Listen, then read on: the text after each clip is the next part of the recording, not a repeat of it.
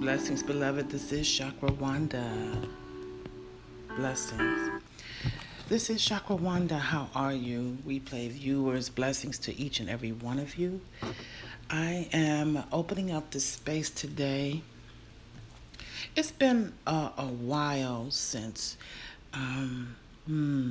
I've shared with you this energy of the angelic realm as I hear from Spirit day by day. And I received a message yesterday that I must share with you as I hear. And I believe that this will definitely be beneficial to at least one somebody. So the message was you are shedding your security blankets and pacifiers. Shedding security blankets and pacifiers. You know, when we were babies, many of us were introduced to the swaddling effect of a security blanket. And some of us, as children, we held on to those blankets. And some of us were introduced to pacifiers that calmed us, that gave us that comfort. What we're experiencing in these present times is learning how to let go of old security blankets and pacifiers. Yes. In the quiet moments, in the idea or the feeling that we are like spinning out of control on this planet, we are in fact learning how and being encouraged to let go of the security blankets of what once felt good and how we lived our lives, the pacifiers that kept us in that idea. I want to share with you. So, a letter. It's from a book that was given to me many years ago, which was a part of my initial journey of awareness of the angelic realm, of the support that we actually have from the Creator. According to the beautiful scripture, Psalms 91:11, for he will command his angels concerning you to guard you in all your ways, and they will lift you up in their hands so that you will not strike your foot against a stone. As we walk upon this earthly plane, sometimes it's hard. We forget, or it feels hard, that we actually have support every single moment of the day. We have been assigned guardian angels to our lives, and they have been at work for us. Doors open to us only if we but would ask. You may wonder why some of you are inclined to be in this space of awareness of the what seems to be invisible activities that nudge you in certain directions. But we really, being here on this earthly plane, it's waking up into amnesia and having to move into a space of remembrance every single moment. Thank you for those that are coming in live. Yes, we do have divine support. So I am going to share with you, this is a book that was given to me by a colleague, another healer friend, that said, Miss Wanda, I think this belongs to you. And I'm going to actually see if I can show you the cover of this book and the authors. Let's see.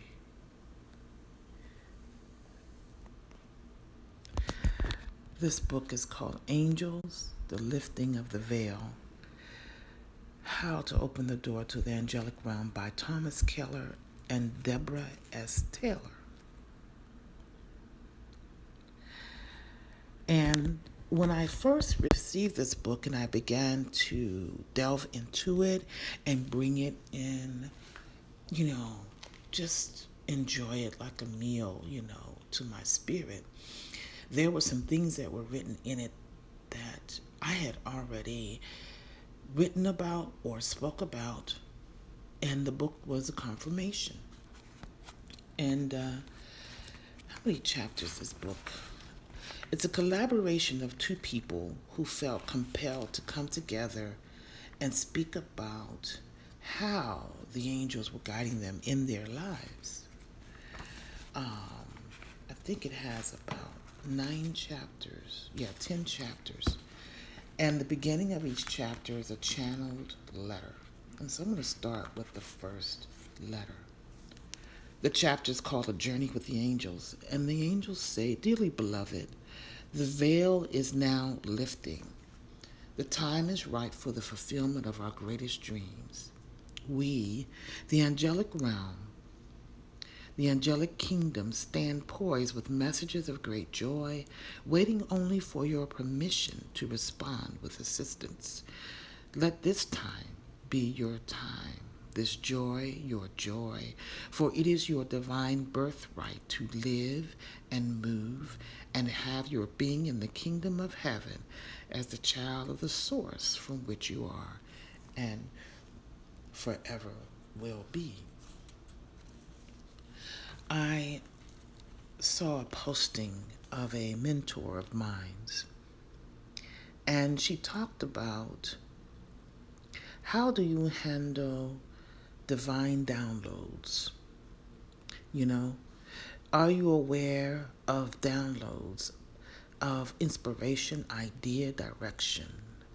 We all actually receive them. However, do we receive them? You understand, the transmission is going on all the time.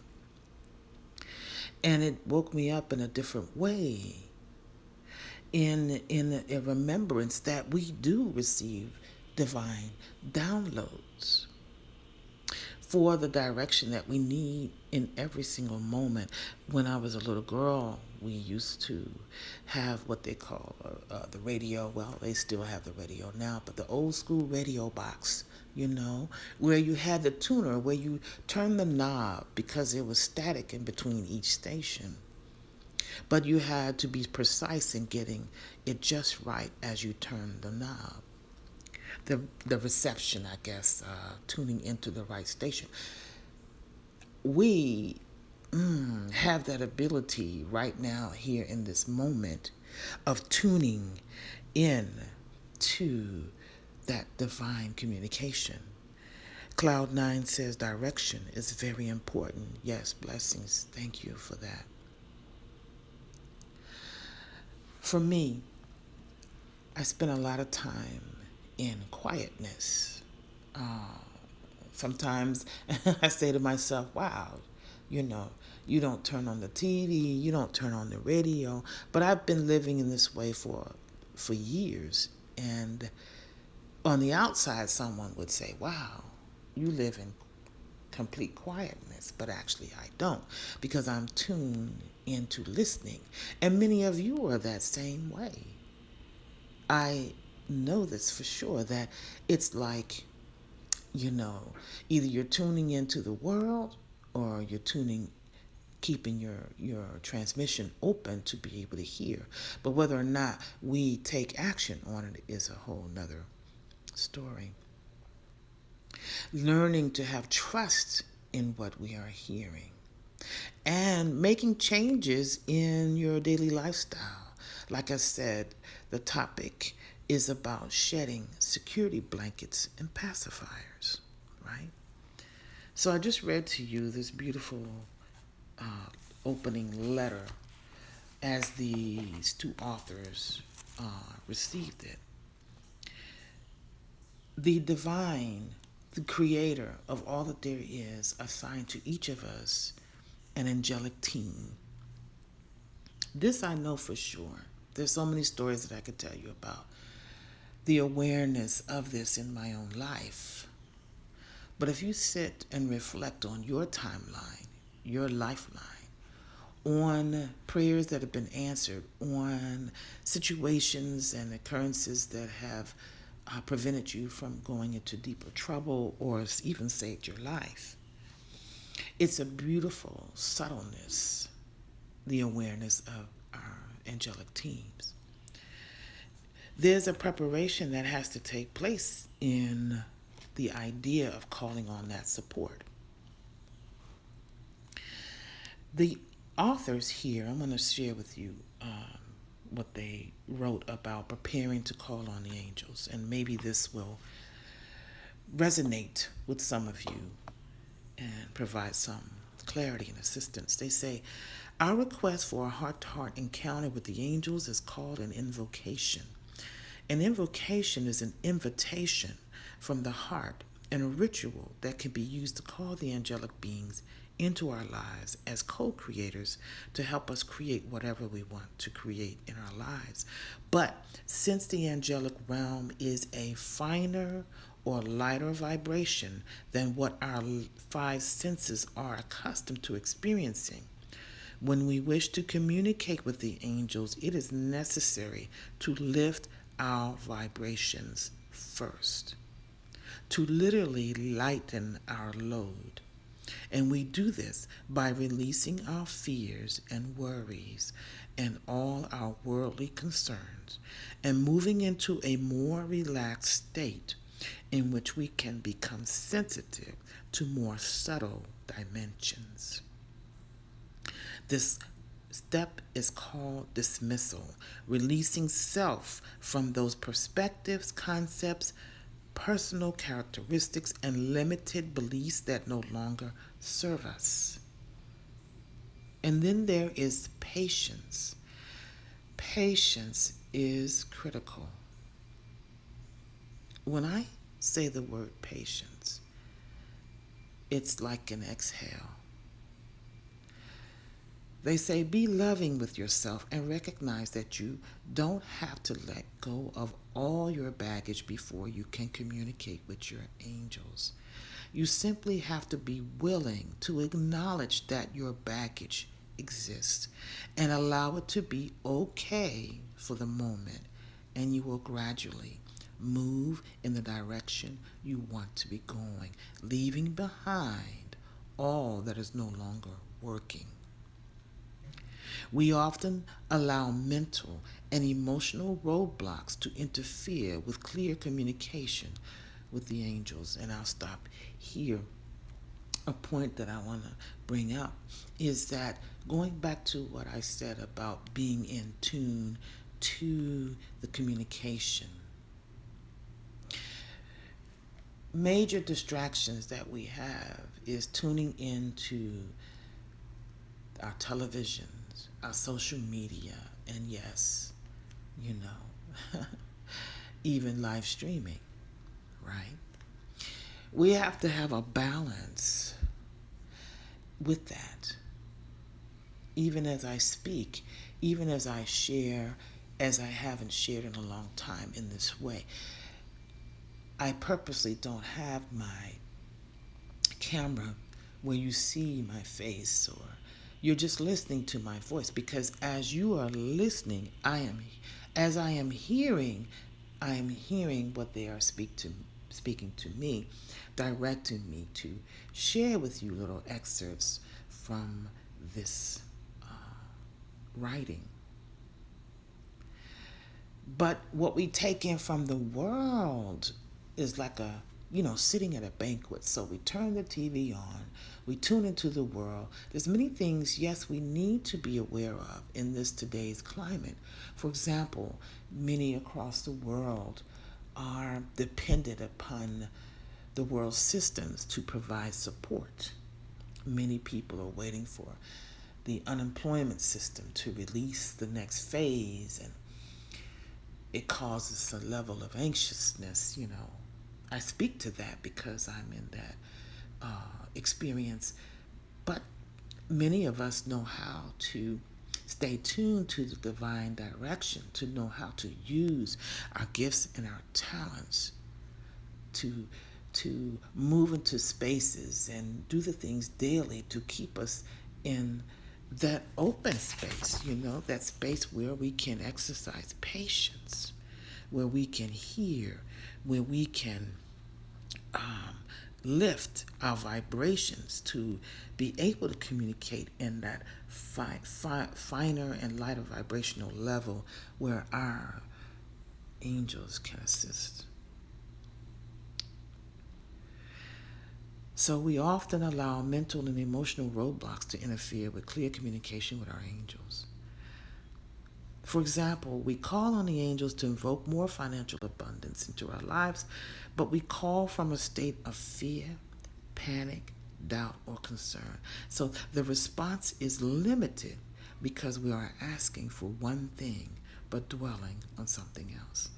And another interruption to communication with the angels occurs when we ask for help with something, yet at the same time remain particularly focused on or attached to a specific outcome. In other words, when we are having a difficult time giving up control. As a result, what we receive may be distorted because since we have free will, choice, the universe can give back to us only in direct proportion to our willingness to receive what is given. Spirit gives me vision to be able to speak in pictures, clairvoyance. And what I just spoke gave me a picture of, for example, you're in your house and there's lots of debris on the floor. As you walk about, it sounds like walking through leaves. There's no pathway to get to you, but yet you pray for clarity. You pray for the idea of the thing that you need to continue to sustain you in your life. However, there's much debris as you walk. Thank you, blessings, Cloud9. So the door, they knock, and you move to get to the door, still debris. And as you open the door, they're unable to clearly move freely to assist you because of that debris, the fears, the anxieties, the frustrations, the doubts. So the invocation, the calling on, and asking for that help. First, and what else did they want me to share with you? Another roadblock to clear communication with the celestial realm occurs when we ask for clarity in a particular situation, but we are afraid of or not willing to hear the truth. Okay.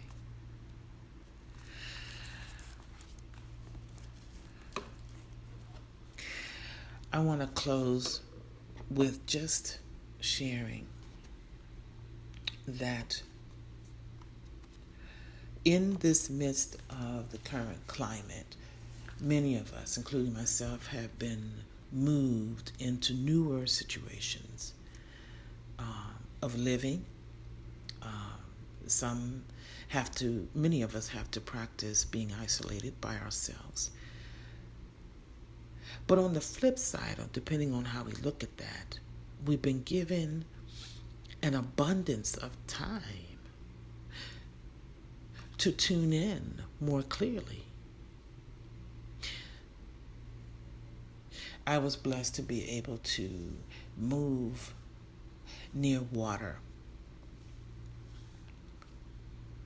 to a place that I'd visited often over the last 5 years. There's not a time that I'm not reminded by a Facebook remembrance of, there's a place that I go, which I'm on my way to now, where I sit beside the waters of a lake. And as I literally hear the water splashing against the shore, it's a visceral effect. I feel as if I'm that water. It's like a personal meditation, and I get to look up at the clouds and I meditate in that. And it's such an abundant feeling. But this feeling is where I feel my most expansive. Also in this time, my angels have brought me back to a space of delving back into creating. So I spend lots of hours creating, and with material and resources that I already have had and hadn't been, working with in the last year and a half. So the bottom line is, where we are right now, there's an abundance of opportunity. And for many of you, it is a new road. It is letting go of the old security blankets, the attachments of what we were used to that gave us comfort, or the illusion thereof, that pacified us. So, my angels have me going back to my writings that I began years ago as I sat in a space of just listening. And so I want to share with you a poem that I have framed on my wall. And I pray that this brings a lifting up for some of you. It's called Encourage My Soul. Encourage my soul each morning I wake. I answer the call from my Father today. Encourage my soul, embracing my faith to stand on God's word, a choice I must make. Encourage my soul, no challenge too hard. Turn it over to Him, all fear disregard. Encourage my soul, today I reach out, beyond my concerns, beyond my self-doubt. Encourage my soul, let your spirit rejoice. Give your will to the Father. Let it be your first choice. I encourage you to stay encouraged and stay open to the divine assistance that's been assigned to you, and that may require you to make adjustments in your day-to-day. No one else has to understand the changes that you choose to make. No one else has to, even connect with what it is that you've chosen for yourself. Do the things that give you bliss, that feel like the deepest space within your soul, that takes you back to that peace within the womb of your mother's belly. Remember that you come from the womb of the universe, a beautiful space, a beautiful place where there's no concern or no worry. The things that you desire, already feel that, envision that it truly already is. You all are a blessing, and I'm glad to feel free enough to come to you in this moment. I feel lifted, I feel light, I feel blessed, and so it is.